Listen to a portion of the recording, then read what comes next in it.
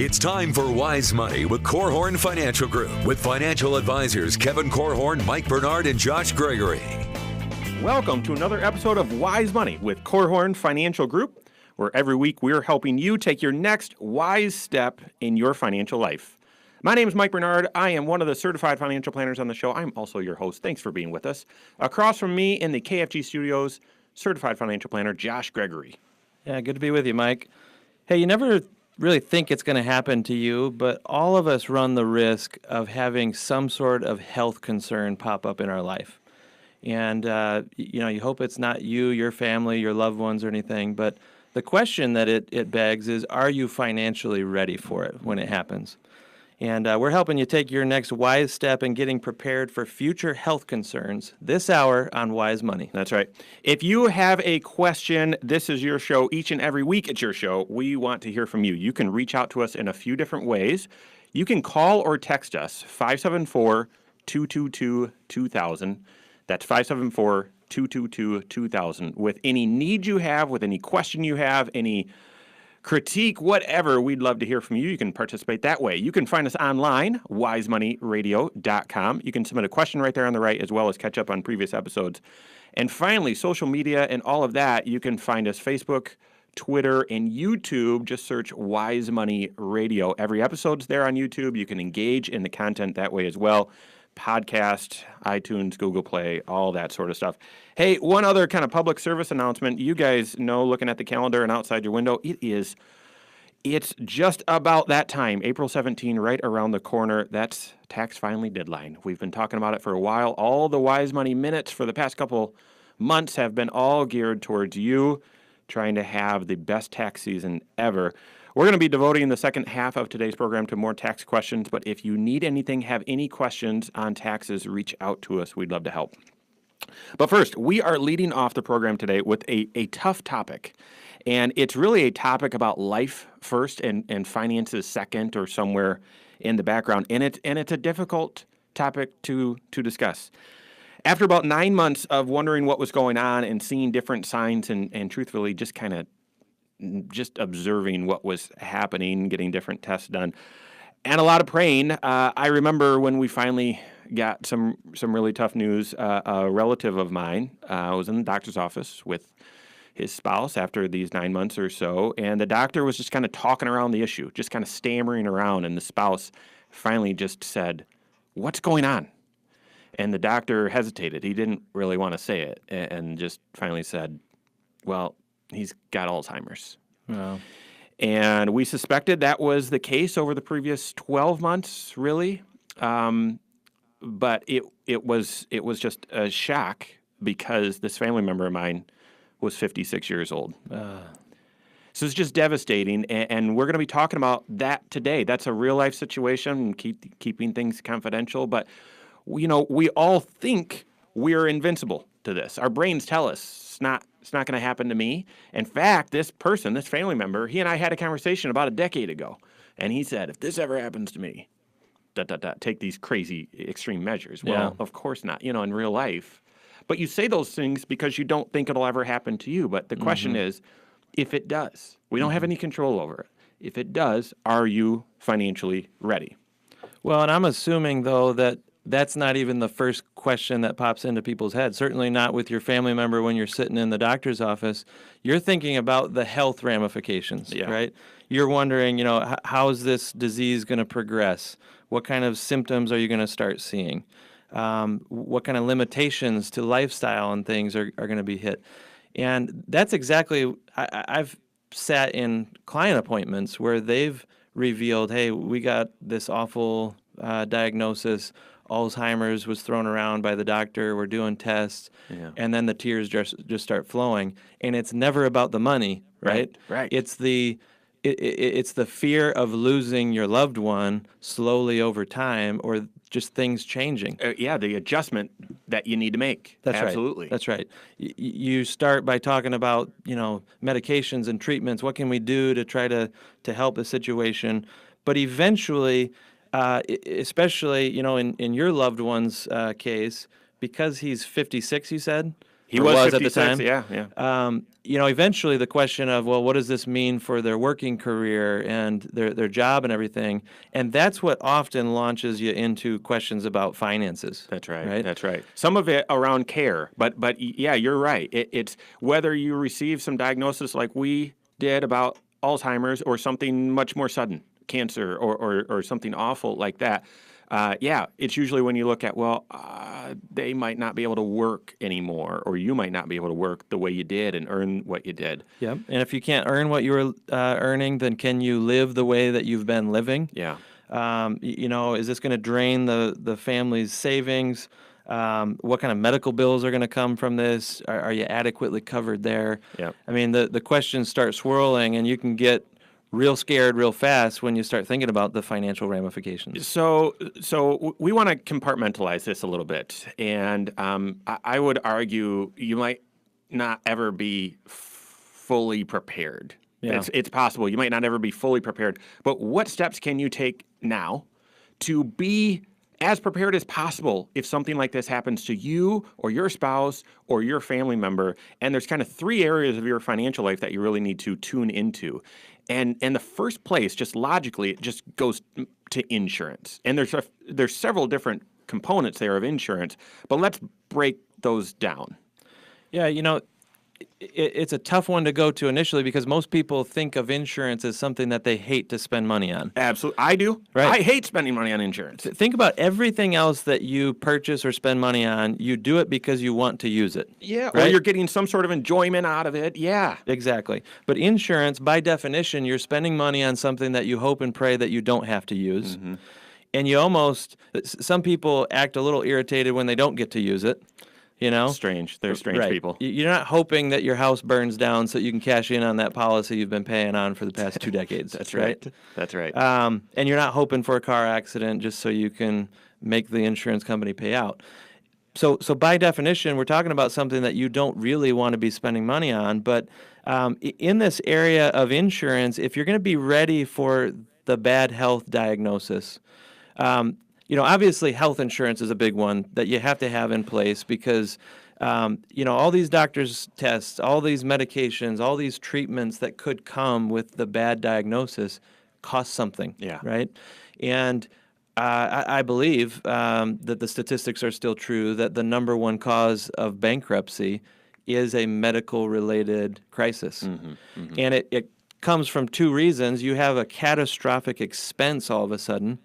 And if you don't have insurance, you don't have the ability to handle all these medical bills that can mount up quickly.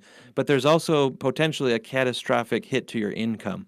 Right. If that person who received the diagnosis passes away or can't work anymore, and they were a main breadwinner for the household, obviously that leaves all their survivors or the rest of the family in a really vulnerable place. So you've shifted from, hey, if you get this sort of diagnosis, you want to make sure you've got great health insurance and so on, and that's almost required by the government now. So I hope that you've got good health insurance in place. But really the next one that you're going to is disability insurance. Yep. And I'm afraid to mention that this family member of mine it was not adequately covered. Mm-hmm. This touches on the issue, a question that you have all the time. I know you do. Should you have short-term disability or long-term disability? You give the nod to long-term disability because if you have a major health event, likelihood is you're not going to get better in 6 weeks or 6 months. And the financial devastation really comes if you're out of work permanently or for a long period of time. Yep. And so disability insurance, long-term disability insurance is a critically important one. What about life insurance? Yeah, I mean, that would be the other one. I mentioned, what if the person passed away or couldn't work? Mm-hmm. Passing away, too many people, unfortunately, leave their loved ones without enough resources to help replace their income. And it forces a dramatic lifestyle change. Maybe they can't stay in the house. Maybe mom or dad, whoever's the spouse, needs to get a maybe the school. The point is, whatever you think you need to leave behind in resources, have more. Have more life insurance. I would completely agree with you, but I'd also say once you find out you've got a bad health diagnosis is not the time to rush out and say, well, I guess I need that life insurance policy now. No, you need that in place before you get the bad health because guess what?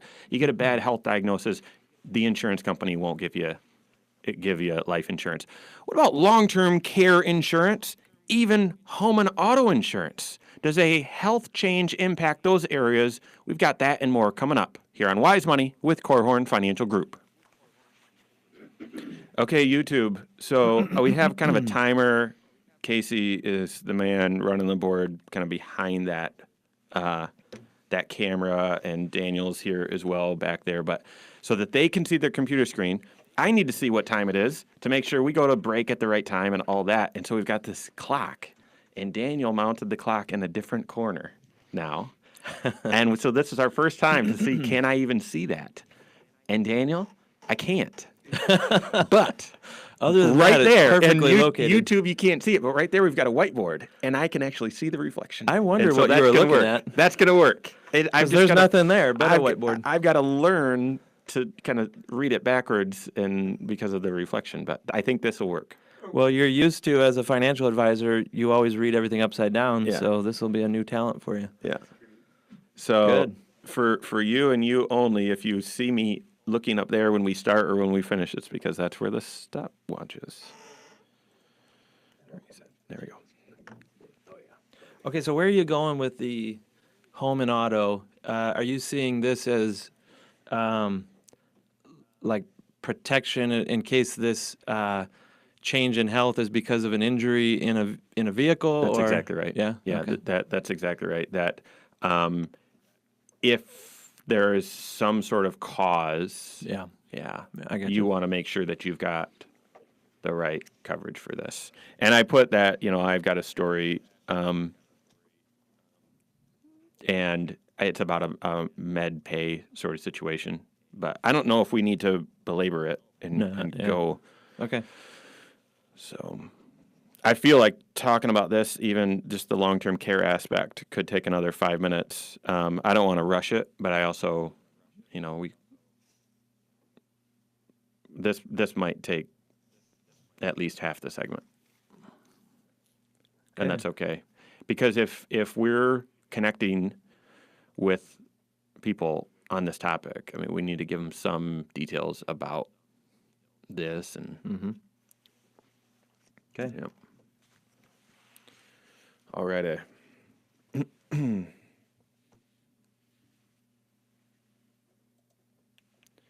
If you get the awful news that you or a loved one has just had a sudden change in your health or had a bad diagnosis, of course, mentally and emotionally, there's no way to be prepared. Financially, is there a way to be more prepared than not? And we would argue, yes, there is. And we are talking about those different areas of your financial life where you've got to attend to make sure you've got things in place and ready just in case something awful happens. We're talking through that today and a lot more. This is Wise Money with Korhorn Financial Group. My name's Mike Bernard. With me in the KFG studios, Joshua Gregory.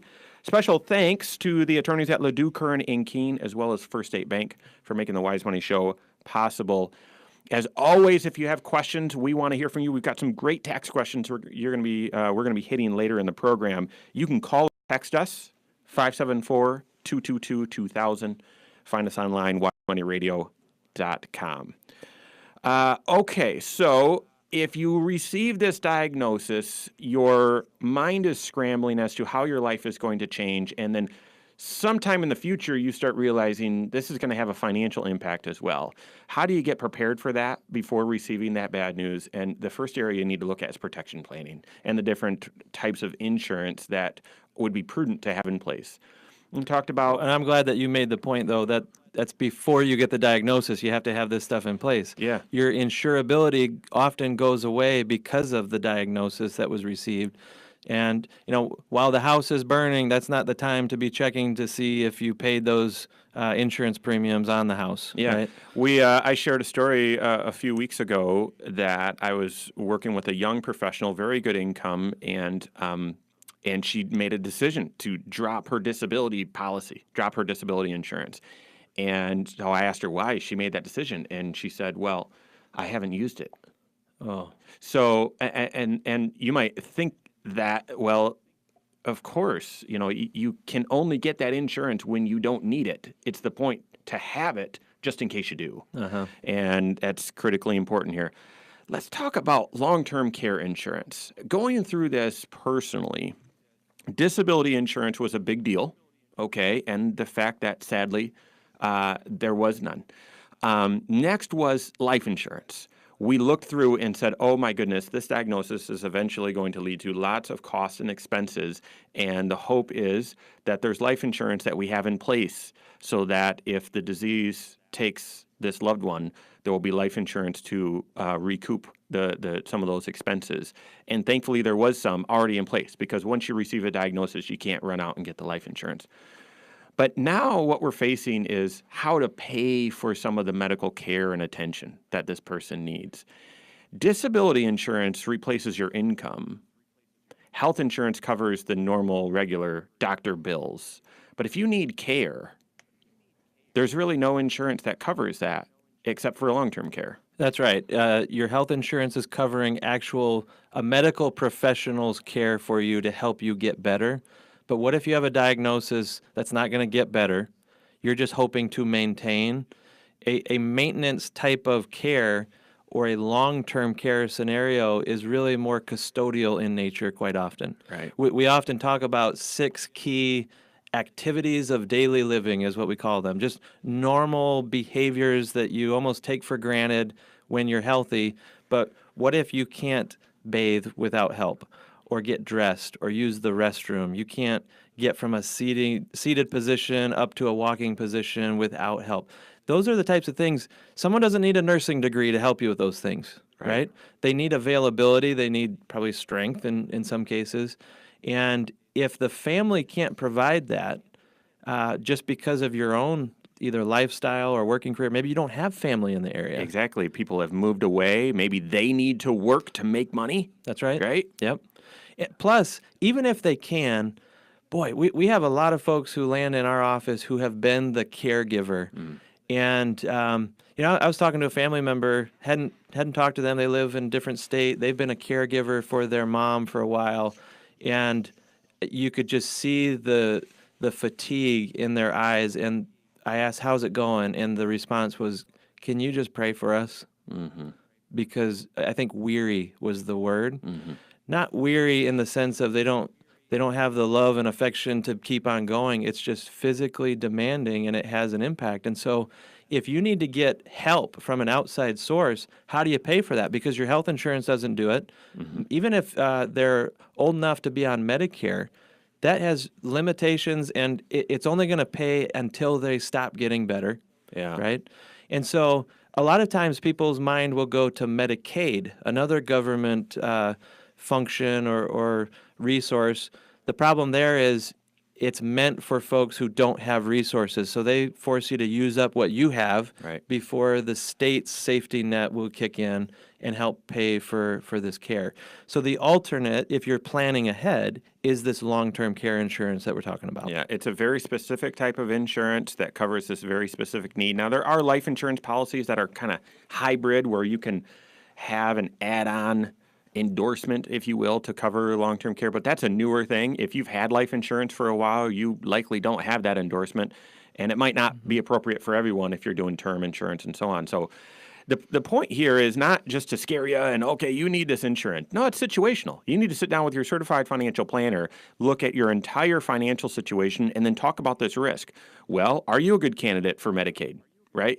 Or is a hybrid policy more appropriate, or what's the right approach to manage this? And so talk to your certified financial planner. If you have questions, we'd love to help you as well. And talk to your family about it, too. Oh, absolutely. Too many families know, boy, mom or dad, they're getting older. They don't have quite the strength and the stamina that they used to. Sometimes they've had some close calls with some falls. When is the family going to step up and have this conversation about what if it gets to the point where they shouldn't be living alone anymore and so on? Be the one who drives that conversation. So a friend of mine was driving into work on a Saturday morning and stopped at a stop sign, saw another car approaching, but it was a four-way stop, so proceeded to go through the intersection, and the car that was going through the other side didn't stop and hit him. And he owns his own business, works for himself, and so was out of work for a considerable amount of time. thankfully, he recovered and has had a full recovery, back to work. Everything's good. But there was about 12 months there where he was in pain and a couple months where he wasn't able to work, and that drastically impacted his income. So before you get a health diagnosis, what if that health diagnosis is a cause of an accident, either at your house, at a friend's house, or in a vehicle? You need to have thought this through when you're setting your coverage limits for your home and auto insurance, because the situation for him, because it was an auto accident, it was his or the person that caused it, their auto insurance that stepped in to cover his medical bills and disability bills because of how the situation came about. Yeah. A lot of people don't realize that in Indiana, you have coverage to protect you from a lawsuit because of an accident that you caused. Maybe you hit someone else and hurt them. You have liability protection to cover you there. But you also have uninsured and underinsured motorists. Right. This is what protects you if you're the one who's the victim of the accident. You don't want to leave it up to that other driver just hoping that they have enough coverage to make you whole again. Yeah. You need to have your own coverage in place. This is a component of your insurance. And if you haven't reviewed that recently, now may be the time to dust that off and make sure that you've selected the right coverage limits to protect yourself first and foremost. Yeah. And so this is what concerns me a little bit about how most people make their home and their auto insurance decisions. Is it's first about price. We already said, I want you to pay the least amount for your insurance as possible. But first and foremost, you need to get the right coverage for your situation. That's right. And in home and auto insurance, because of these hilarious commercials and how much money they spend to get in front of your eyeballs all the time, it's just beaten into our heads. It's about price, price, price, price. Start by looking at coverage. And I completely agree with Josh. You've got to look at your own coverage first. How does this policy step in for me if I'm involved in an incident at someone's house, at my in my vehicle, someone caused an accident or I caused it? How does your policy step in to cover in case there's a major health change because of this incident? What about with your estate plan, your will, power of attorney, something like that? I have a very interesting situation on my hands where that stuff needed to be in place well before a life health change happened. So we've got that and a lot more coming up here on Wise Money with Korhorn Financial Group. Yeah, I had to go there. Where? Well, I had to keep going, talking yeah, for a minute because I couldn't introduce the next one Right. with just a minute left. So what were you smiling about? You just got me thinking about Geico commercials. Oh, yeah. I was distracted. My favorite is the sloth. Yeah? The Pictionary Oh, where yeah. the sloth is just drawing a straight line. So the part about that is it pans to the other team. Yeah. And the guy just goes, It goes, they're not going to get it. That is my favorite. It's not even a word or anything, but that is just beautiful acting right there. Yes, I know. All right. Okay, so now, we're now in the third segment. We were supposed to be starting questions, but let's hit estate planning quickly.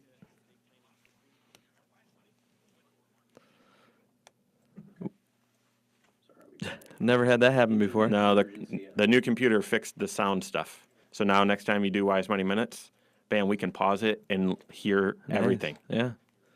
So it wasn't a board issue, it was a computer issue. That's a pretty fancy rig.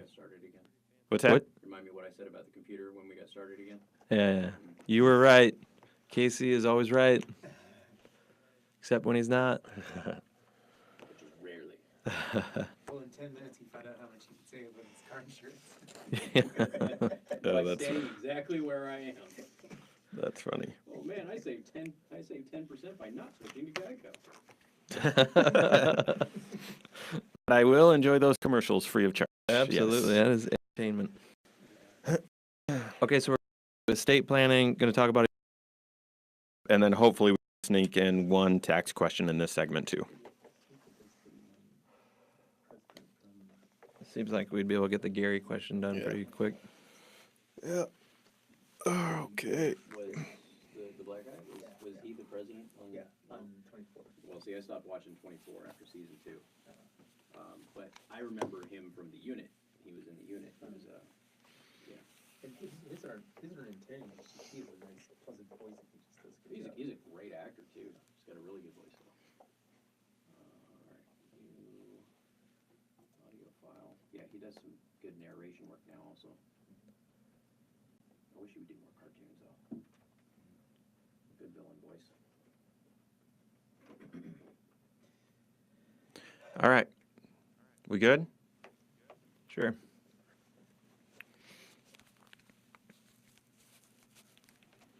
If you have a son or daughter who worked part-time, maybe while they're in school or in college, how much money do they need to make before they need to file their own tax return? We've got, this is a great question. We get that question all the time, multiple times during tax season. We got that from Gary coming up here. This is Wise Money with Korhorn Financial Group. Thanks for being with us today. My name is Mike Bernard. Across from me in the KFG studios is Josh Gregory. Want to say thank you to Bethel College Adult and Graduate Studies, as well as Diane Bennett with REMAX 100 for partnering with the Wise Money Show. Do me a favor, if you are following along online on YouTube, you've got the YouTube channel right there, Wise Money Radio. You can find us on YouTube. Just if you like what you're listening to, click that like button, and you can subscribe to the program as well. Get notified every time we've got a new video. We have every episode of the Wise Money Show up on the YouTube channel, but we also have other content and other things going up there as well, so get notified that way. And then second thing, if you have a question, we want to talk about it on an upcoming program, you can reach out to us and send us a question a couple different ways. Call or text us, 574-222-2000, whether that's a question, just a gripe, a concern, whatever. Reach out to us, 574-222-2000. Lastly, online, wisemoneyradio.com. You can reach us there as well. We're talking about how do you become as prepared as possible financially for receiving news of a sudden health change to you and your loved one. And we've talked through the big areas within insurance that you need to make sure you've thought through and gotten in place ahead of time. What about in the area of estate planning? Yeah, you hear the word estate planning, and most people's mind goes to their will, the last will and testament. What happens to your stuff when you pass away? But really, some of your most important legal documents have nothing to do with you passing away. You got it. Right? It's actually stuff that needs to be in place for while you're living. And this exact scenario where what if you're in a position where you can't make financial decisions for yourself? You can't sign a document. You're considered no longer competent to make those types of decisions for yourself. Who can do it for you? Both health decisions and financial decisions, paying the bills, or maybe your name isn't on a certain account or the mortgage or something like that. That's right. You've got to have that authorization. Yeah, so the way that you give that authorization is with a series of documents that you put in place before you need them. Yep. First one is a financial power of attorney, sometimes called a durable power of attorney or a general power of attorney. This is basically where you get to pick a person or maybe even some people who can act on your behalf to carry out business dealings for you. Yeah. They can write the checks. They can talk to a bank teller on your behalf. They can sign a contract or sell something for you, buy something for you. Whatever it takes, all the things normally done yourself in financial life, you're permission to do it for you if you're incapacitated. Okay. Second one, same exact scenario, only it's dealing with doctors, nurses, any medical professionals. There's a separate document that allows you to do that. We always used to call it a healthcare power of attorney. Yeah. These days, it's known as an appointment of a healthcare representative. Yeah, I don't like that. I still call it a healthcare power of attorney. So do I. Okay. But you might hear both terms thrown around by an attorney. Yep. The concept's the same. Who's going to be authorized to talk to those doctors or nurses and give instructions or permissions on your behalf? If you're in a coma or you can't talk, you can't communicate for some reason, you need to have someone that you trust who is authorized to do that for you. Mm-hmm. The alternative, if you don't have it, is to have to go to court and get permission authorizing you to serve as a guardian for someone. It could be your spouse. If you're dealing with a health emergency, that is the last thing you want to do. Right. And so let me throw again my own personal real life experience in here, because you might have heard Josh say those things and you can say, oh yeah, I'll get that done after we have an incident. So real life scenario, We're meeting with the attorney on Friday to get documents set up for my loved ones. And on Monday, I get the text from them saying he can't sign his name. Like a doctor had said he's not competent or what? Nope. The spouse was having him work on things and realized physically he could not sign his name. Oh, wow. How do you put those documents, that authorization in place for someone who can't write? Yep. The point here is make sure you get this done ahead of time. And it's not fun to think about this stuff happening. But that's part of the role of a certified financial planner, is to rain on your parade. No, I'm just kidding. Is to work with you on your entire financial situation and say, what if? What if? They're not going to push you into things that you don't feel comfortable with. They're just going to ask you some real life questions about, well, what if this would happen? Hey, I think we need this in place. The final thing that my brain goes to when you're trying to prepare in advance for having a major shift in your health is financially, what resources do you have to be deployed towards paying for this sudden change? Yeah. You know, all the different types of insurance that we talked about have some sort of a deductible included. Yep. You know, if you are disabled and can't work anymore, before the insurance company is going to start paying out an income to you, a certain amount of time has to lapse. Yep. If you have long-term care insurance, they're not going to start paying the bills until a certain amount of time has lapsed. So an emergency fund is really kind of your very first line of defense. It's the resources that it gives you time to deploy some of those other resources like the insurance or tapping into longer-term assets, that kind of thing. Maybe it buys time for a spouse to find a job and go back to work or get a second job. You know, I mean, that's our situation, right? If I got conked on the head and no longer knew the difference between a Roth IRA and a golden retriever, I'm not very helpful to my clients anymore, right? What is the difference between a Roth IRA? I'm just kidding. I don't know, actually.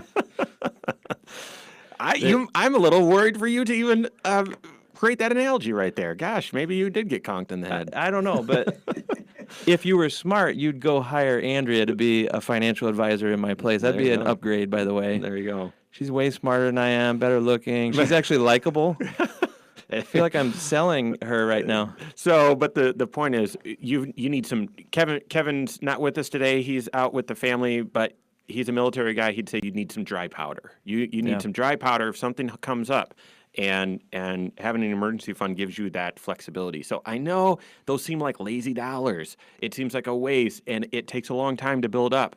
But it's for these sorts of instances when you need it. So That's right. The point here is not to scare you into making some quick decisions. In fact, I don't want you to make any quick decisions. The decision I want you to make is go sit down with your certified financial planner, not go sit down with the attorney, not go rush to your insurance agent's office. You need the person who's going to tie it all together and tell you this is what you need. Yep. Okay, that was good information that those folks on the Wise Money Show all threw at you. But your specific situation, the custom fit, the tailored suit for you is we need to do this, this, and this. That's your certified financial planner. Reach out to them. If you don't have one, contact us. We would love to help. 574-222-2000. All right, we're going to pivot here. It's just about tax filing deadline. We've got a couple great tax questions. The first one is coming from Gary in Mishawaka. Here's what he asked. My son worked part-time last year and made about $2,000. Does he need to file a tax return? Yeah, this question, I mean, even if you didn't throw out the dollar amount for us, we would be asking, well, what kind of write-offs, automatic deductions or exemptions is this person going to have to erase income with? And there's really two of them that most people have available to them. It's a standard deduction for an individual, $6,350, or under 2017's rules, you also had an exemption available. That's $4,050. So, Gary, I don't know how old your son is, whether or not he's a dependent of yours, and whether you're claiming him on your tax return. But if you are, then you would be taking his $4,000 number, but he still gets the $6,350 available. He could have up to that amount of income, $6,350, and get it all wiped clean off the tax return, pay no tax. Yeah. So you might say, well, he's not going to pay any tax. What's the point of filing then? He doesn't have to file, but he might want to, especially if they've withheld anything out of his paycheck and he needs to go get that money back in a refund. That's right. So it's not just do you have to, but would you want to? And here's the painful part. We see this all the time where people have $200 withheld and it costs $75 to get that tax return done or something like that. And at least, this isn't a commercial for KFG. Our cost is a little bit cheaper than that. But yeah, if there's a refund out there, if there's withholdings out there, you need to go grab those. But also the state, you don't have as many deductions from the state. So you will likely need to file a state tax return. That's so right. We've got another great question from Ryan about some of the tax law changes. That and more coming up here on Wise Money with Korhorn Financial Group. Well said, Josh. That you answered that better than I would have. More detail, but not too deep. Well, you start throwing numbers around, and I hope it didn't get lost. But anyway, thank you for the compliment. Well, speaking of that, I am not going into the details. At least I hadn't planned to on this next question. Are you going to do the estate planning one? Is that what's next? Yeah. I wasn't going to go into any details either, but But just that, yes, it's changed. The gift amount and then the exclusion, but I'm not going to, I'll share the annual gift exclusion, but not the estate exclusion. okay. But Well, it's then, gone up. Do you want to just hit it in general real quick, and then we'll move on to the next question? I can. My question was it a traditional golden retriever compared to the compared Yes. Not those cream-colored ones that aren't golden at all. All right.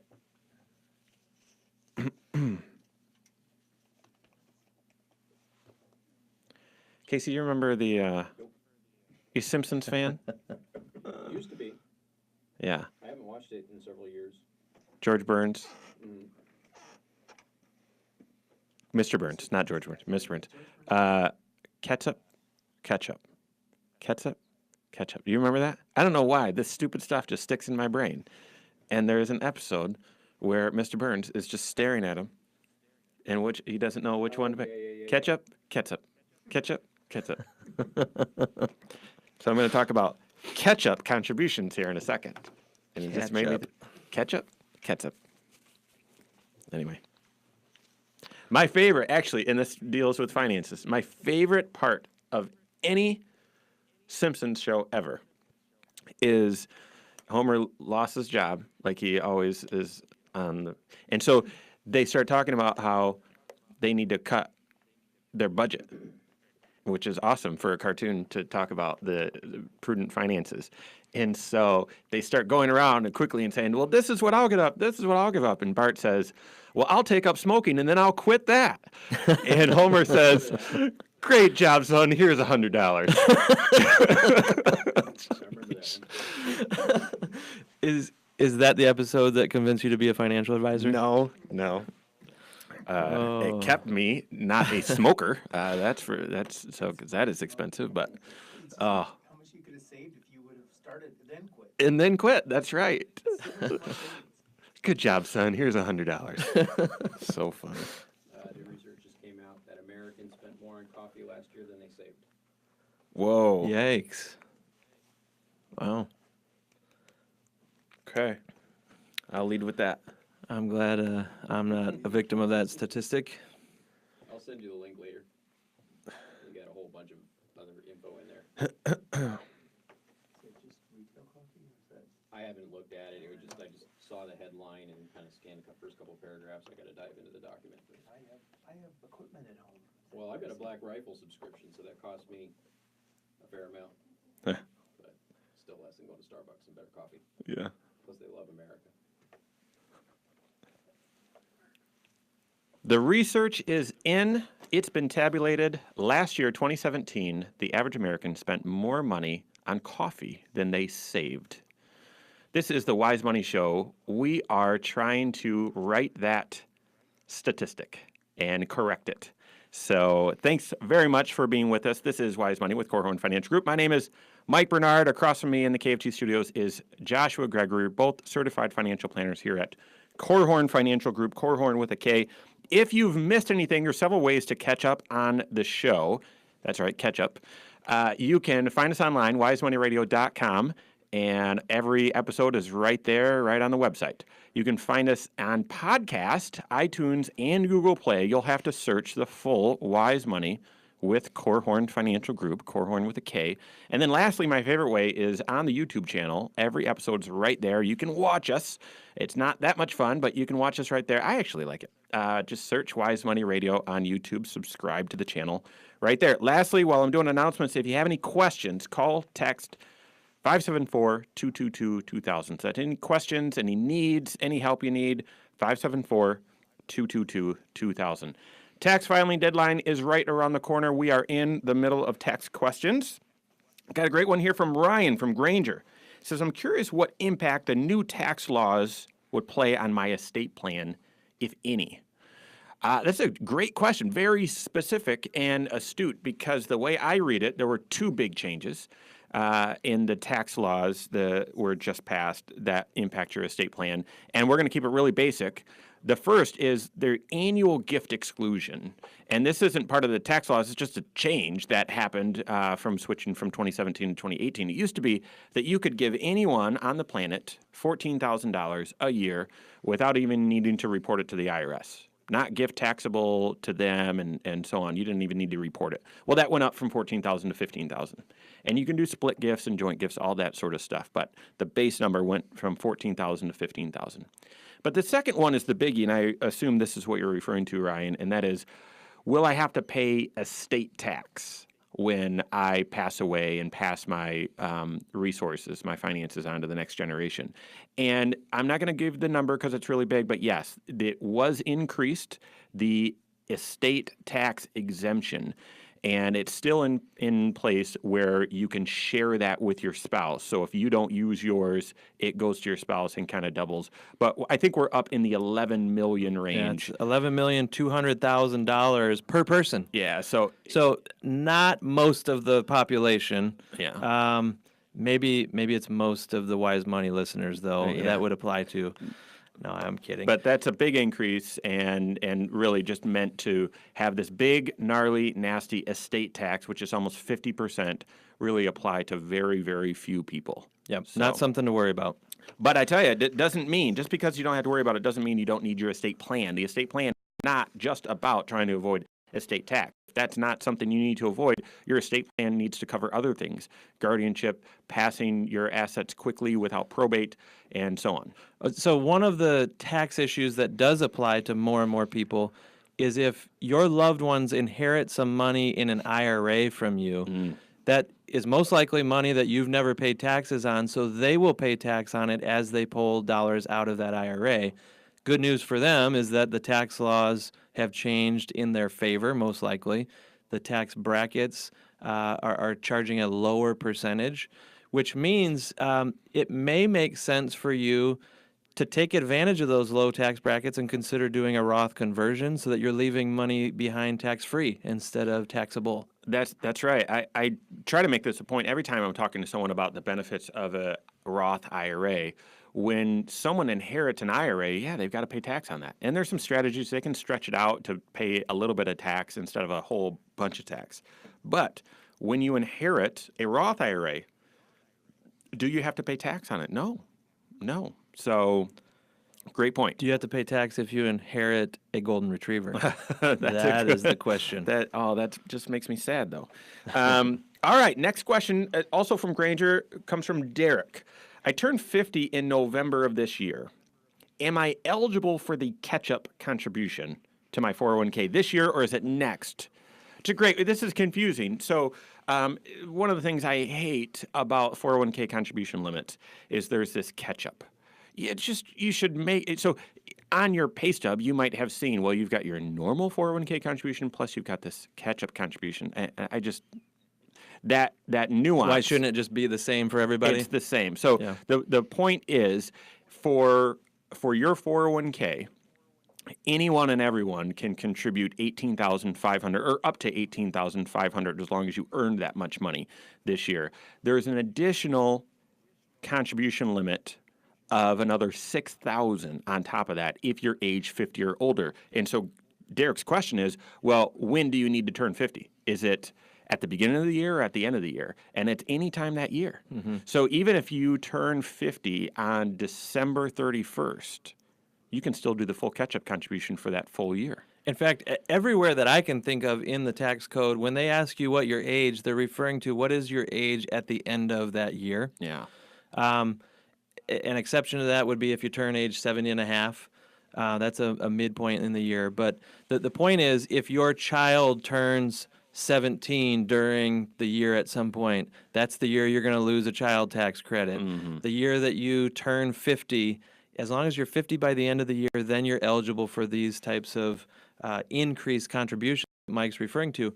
However, you need to kind of keep a close eye on the payroll, folks, because some payroll systems are set up to just shut you off once you reach the normal limit. If it's $18,500 for your 401k, they might cap you out there and not recognize that you're about to turn 50 later on in the year, and you have to catch that and have them turn it back on.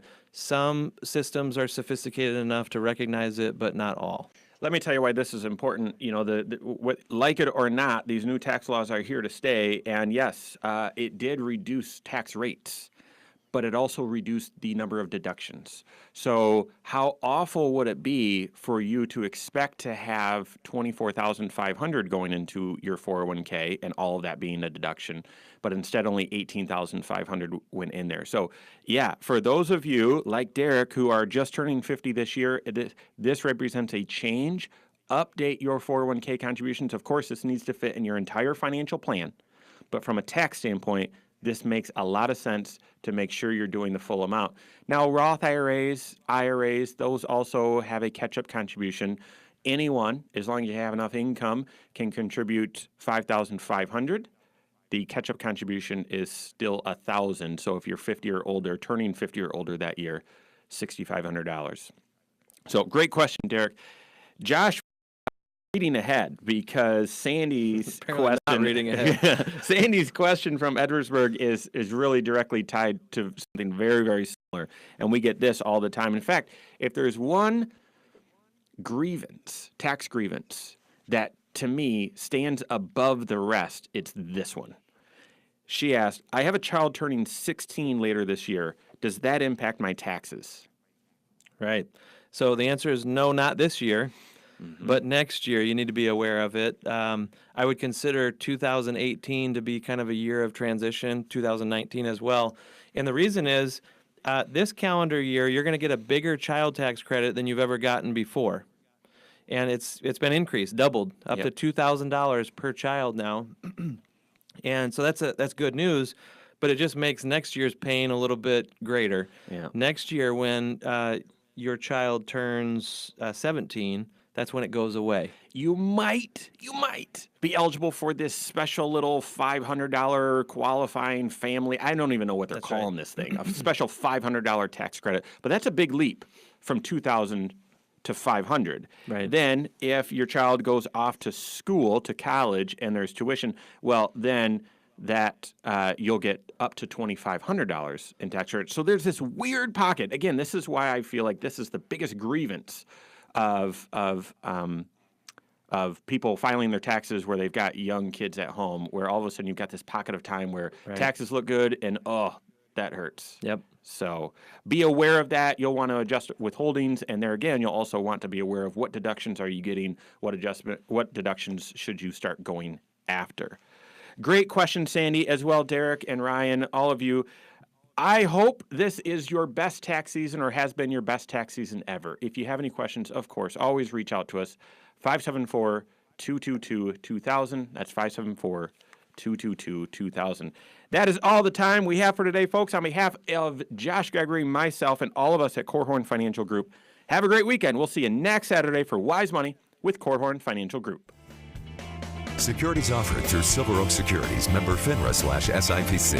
Advisory services offered through KFG Wealth Management, LLC. Doing business as Korhorn Financial Group. KFG Wealth Management, LLC and Silver Oak Securities Incorporated companies are unaffiliated.